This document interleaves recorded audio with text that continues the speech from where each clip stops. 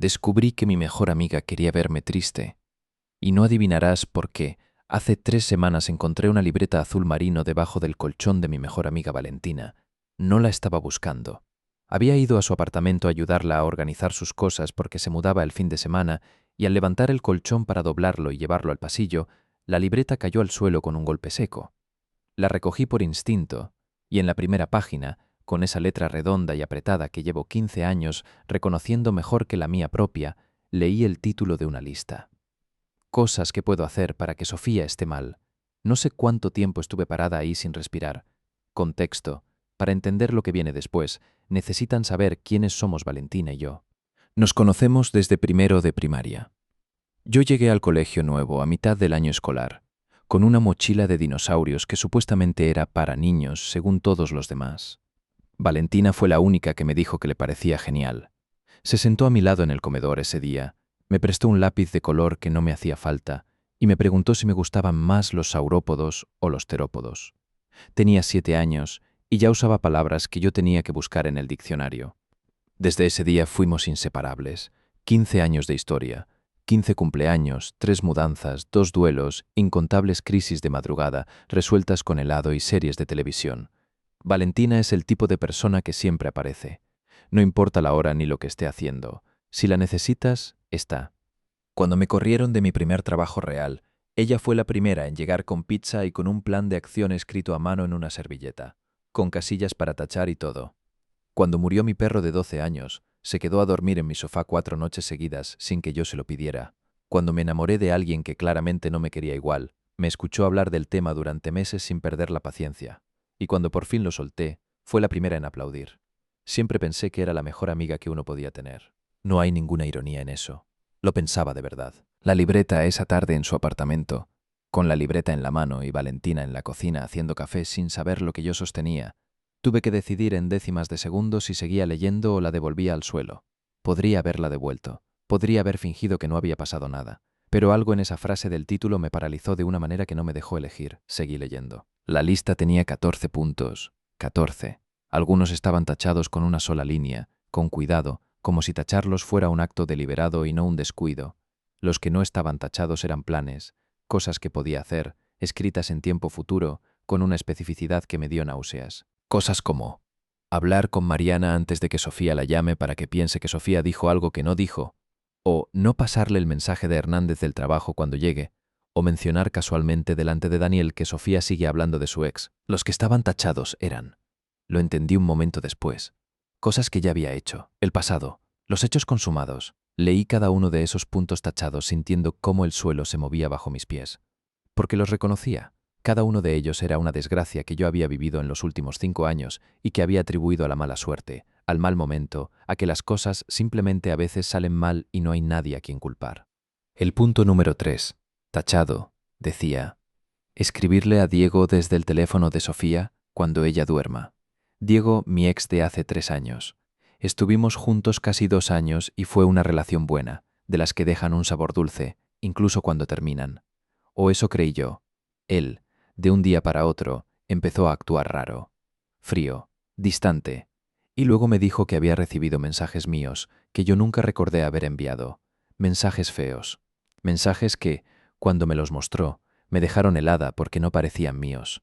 El tono, las palabras, pero estaban escritos desde mi número a las 3 de la madrugada. Se lo expliqué.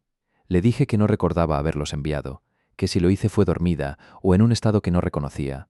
Me dijo que entendía, pero algo cambió después de eso. Como cuando rompes algo de cerámica y lo pegas. Queda, pero la grieta se ve. 2 semanas más tarde terminamos. Siempre pensé que yo había hecho algo sin darme cuenta, que había una parte de mí que no quería esa relación y que la había saboteado desde adentro. No era yo. El punto número 7, tachado, decía, llamar a la empresa de Sofía antes de la entrevista final. La empresa, Medios y Co. El trabajo de mis sueños al que llegué a la segunda ronda de entrevistas después de meses de proceso. Me habían dicho que las cosas pintaban muy bien, que era finalista. Y luego silencio. 2 semanas de silencio y después un email corto. Hemos decidido ir en otra dirección. Sin más. Pasé semanas analizando qué había dicho mal en la última entrevista. ¿Qué había hecho mal? Si mi portafolio tenía alguna falla que no había visto. Valentina fue quien me consoló. Valentina fue quien me dijo que no era culpa mía, que el mercado laboral estaba difícil, que yo era brillante y que pronto llegaría algo mejor. Valentina fue quien hizo la llamada. El punto número 9, tachado, decía. Decirle a Camila que Sofía habló mal de ella. Camila, la chica de la que estuve enamorada casi un año, la que me hacía reír de una manera que yo no sabía que podía reírme, que de repente, en el punto más bonito de lo que estábamos construyendo, empezó a tratarme con una distancia que no entendí. Que cuando finalmente le pregunté qué había pasado, me dijo algo vago sobre que le habían contado cosas, que no quería entrar en detalles, que prefería que lo dejáramos así. Yo me quedé con esa herida abierta durante meses, sin saber de qué me acusaban, sin poder defenderme de algo que no sabía qué era. Seguimos siendo conocidas, nos saludamos cuando nos vemos, pero nunca volvimos a ser lo que éramos ni lo que podríamos haber sido. Cada punto tachado era una herida que yo creía que se había abierto sola. Había otros, 8 en total.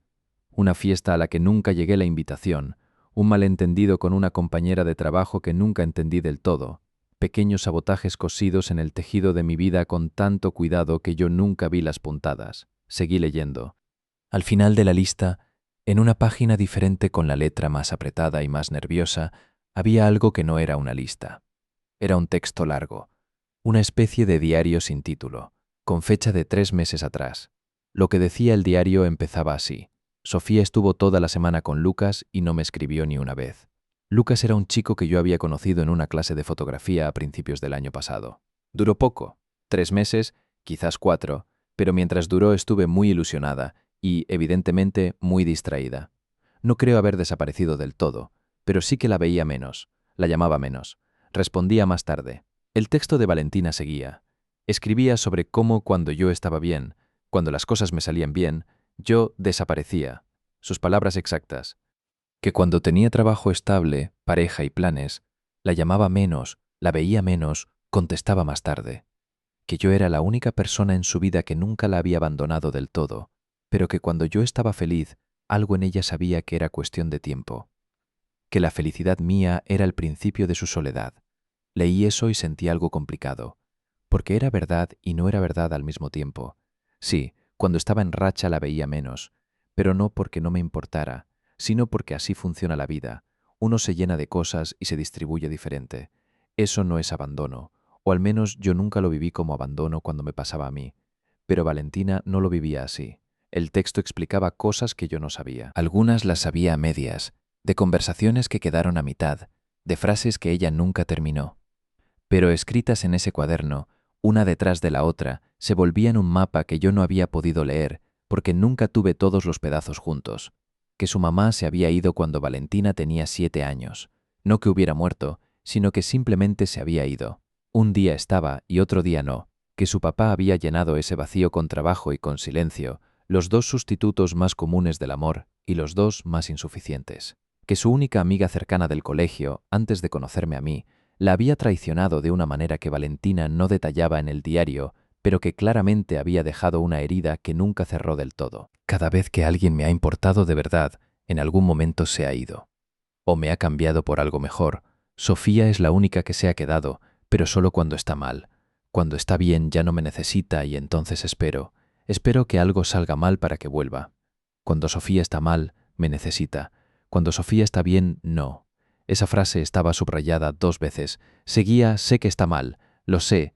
Llevo un año yendo a terapia precisamente por esto, por este patrón. Porque mi terapeuta dice que hago esto con todos los que quiero, pero que con Sofía es donde más claro se ve, donde más daño he hecho, donde más urgente es que pare. Y yo quiero parar. Quiero de verdad parar. Pero cuando veo que se aleja entro en pánico y hago cosas sin pensar, y luego lo escribo aquí para no olvidar que las hice, porque si no las olvido y me convenzo de que no pasó nada y de que soy una persona normal, que no le hace cosas así a la gente que quiere. Me tuve que sentar en el suelo. La libreta me temblaba en las manos, porque ahí estaba todo. La monstruosidad de lo que había hecho, la conciencia plena de que era una monstruosidad y el intento activo de cambiar, todo en el mismo cuaderno azul marino debajo del mismo colchón. Las páginas siguientes eran más recientes, entradas más cortas, más irregulares, como si el ritmo del diario hubiera cambiado. Muchas de ellas decían cosas como: «Hoy tuve el impulso y no lo hice», o «Fui a la doctora y hablamos durante 1 hora del patrón». Dijo que estoy progresando, o simplemente una fecha y una sola línea. Hoy estuvo bien. La última entrada antes del borrador de carta era de hacía 2 semanas. Hoy estuve a punto de hacer algo. Sofía me habló del nuevo proyecto y estaba tan emocionada. Se le notaba en la voz de una manera que antes me habría dado miedo. Y yo sentí el impulso. Ya sé cómo se llama el impulso, me lo explicó la doctora. Se llama control. Es miedo disfrazado de control. Y hoy no lo hice. Hoy no hice nada. Cerré la libreta y la puse debajo del colchón y me fui a caminar 40 minutos hasta que se me pasó. Y luego, en la última página, una carta. Un borrador de carta. Para mí, Sofía, llevo años haciéndote daño sin que lo supieras. Sé que cuando lo leas o lo escuches vas a querer alejarte de mí, y entiendo que eso es exactamente lo que merezco. Pero necesito que sepas que no lo hice porque no te quiero. Lo hice porque te quiero tanto que se me olvidó que tú también tienes derecho a que te quieran bien. Voy a entenderte si nunca me vuelves a hablar. Pero no quería seguir siendo tu amiga sin que supieras quién soy de verdad. La confrontación. Valentina entró al cuarto con 2 tazas de café y me encontró sentada en el suelo con su libreta abierta entre las manos. No dijo nada. Dejó las tazas en el suelo muy despacio, como si estuviera desactivando algo. Se sentó frente a mí, con las rodillas dobladas y las manos sobre las rodillas, y esperó. No se defendió. No intentó quitarme la libreta. No dijo que me lo iba a explicar. Solo esperó. Yo tampoco dije nada durante lo que me pareció mucho tiempo. Luego le pregunté, ¿Diego? Ella asintió. ¿El trabajo de medios y co? Asintió. ¿Camila? Asintió. Tenía los ojos llenos de lágrimas, pero no estaba llorando todavía. Me miraba de una manera que no sé bien cómo describir, como si yo fuera lo más importante en el mundo y al mismo tiempo como si estuviera esperando que ese mundo se terminara en cualquier momento y ya se hubiera resignado a eso. ¿Cuánto más?, le pregunté. Todo lo que está tachado, dijo. Esas fueron las únicas palabras que dijo en esos 5 minutos.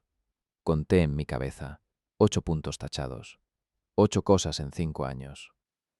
8 veces que yo había pensado que el mundo simplemente era así, que la vida tiene sus malos momentos, que la mala suerte no avisa. Le dije que necesitaba salir. Me levanté, tomé mi bolso del suelo y salí del apartamento. No di un portazo. No grité. No dije nada más. Simplemente salí porque si me quedaba iba a hacer una de 3 cosas: decir algo de lo que me iba a arrepentir, llorar de una manera que no quería que ella viera, o abrazarla. Y en ese momento no sabía cuál de las 3 sería peor. Lo que pasó después, caminé durante 2 horas sin saber a dónde iba. Luego fui a casa de mi prima Andrea y le conté todo. Andrea, que es muy directa y no le da muchas vueltas a las cosas, dijo: «Eso es una manipuladora tóxica clásica. Córtala de tu vida, bloquéala y no mires atrás». Entendí por qué lo decía. En abstracto, tiene toda la razón. Alguien que activamente destruye tu vida para mantenerte dependiente de ella es, por definición, alguien dañino. Eso no está en discusión, y al mismo tiempo sentí que esa respuesta era demasiado limpia para algo que no es limpio. Porque la parte que me resulta imposible ignorar es esta: Valentina lo sabía. Sabía que estaba haciendo algo malo. No era alguien que se convencía a sí misma de que sus acciones eran normales o justificadas. Llevaba 1 año en terapia precisamente para dejar de hacerlo. Y en las últimas semanas, según su propio diario escrito en su propia letra, había parado. No había hecho nada. Estaba en el proceso de reunir el valor para confesármelo ella sola. ¿Eso la absuelve? No. Claro que no. Lo que hizo tiene consecuencias reales en mi vida real. Una relación que se rompió. Un trabajo que no obtuve. Una historia con Camila que nunca llegó a ser lo que podría haber sido. Eso no se borra con el hecho de que ahora esté en terapia. Significa que es una persona que está tratando de cambiar. Quiero decir que sí. Una parte de mí lo cree, pero otra parte se pregunta si me lo creo porque es verdad, o porque llevo 15 años queriéndola y no sé pensar en ella sin esa historia de fondo. Lo de Diego me duele menos en retrospectiva, porque si soy honesta conmigo misma, esa relación ya tenía sus problemas y no sé si habría durado mucho más. Lo del trabajo me sigue doliendo de una manera que no sé si alguna vez voy a terminar de procesar, porque era algo que yo había construido durante meses y que me lo quitaron sin que yo lo supiera. Pero Camila es la que más me duele, porque eso sí podría haber sido algo real. Todavía a veces me pregunto cómo hubiera sido. ¿Dónde estoy ahora? No he vuelto a hablar con Valentina desde ese día. Me ha escrito 3 veces, mensajes cortos, sin presión, sin pedirme nada. El primero decía: «Espero que estés bien». El segundo: No tienes que responder, solo quería saber cómo estás. El último, de hace 4 días, decía solo, cuando quieras, sin prisa, entiendo si nunca. Mi prima dice que no la perdone, que el perdón en estos casos es solo una invitación a que te vuelvan a hacer daño. Mi terapeuta, fui por primera vez en mi vida la semana pasada precisamente por esto, me dijo que el perdón no tiene que ver con lo que Valentina merece, sino con lo que yo necesito para sanar, y que no tengo que decidir nada todavía, que el tiempo que necesite es el tiempo que necesite. Y yo estoy aquí, 3 semanas después, sin saber qué hacer. Parte de mí entiende el origen del daño, entiende el miedo al abandono, el patrón aprendido de una infancia donde las personas que debían quedarse se fueron. Entiende que alguien puede querer tanto que destruye lo que quiere porque no sabe hacer otra cosa. No lo justifico, pero lo entiendo, y ese entendimiento me complica las cosas de una manera que me resulta difícil explicarle a la gente que solo ve el blanco y el negro. Pero entender no es lo mismo que estar bien con ello, y saber por qué alguien te hizo daño no borra el daño. Lo que más me cuesta no es el enojo, que también lo tengo y es legítimo. Lo que más me cuesta es que extraño a mi mejor amiga. Extraño tener a alguien que aparece. Extraño las crisis de madrugada con helado y series. Extraño la persona que se quedó 4 noches en mi sofá cuando murió mi perro. Pero no sé si esa persona existe realmente o si era una versión que ella construyó para mantenerse cerca de mí. No sé cuántas de las conversaciones de estos 15 años eran genuinas y cuántas eran parte del mantenimiento. No sé si el amor que siento que me dio era amor de verdad o era la inversión que hacía para asegurarse de que yo siempre la necesitara. Esa es la parte que más me duele. No los 8 puntos tachados. La duda sobre lo genuino. Porque si todo era falso, entonces perdí a mi mejor amiga hace 15 años y no me di cuenta. Y si no todo era falso, entonces en algún lugar de esa libreta azul marino hay una persona real que me quiere de verdad y que no sabe cómo hacerlo sin hacerme daño. Y no sé cuál de las dos cosas me duele más.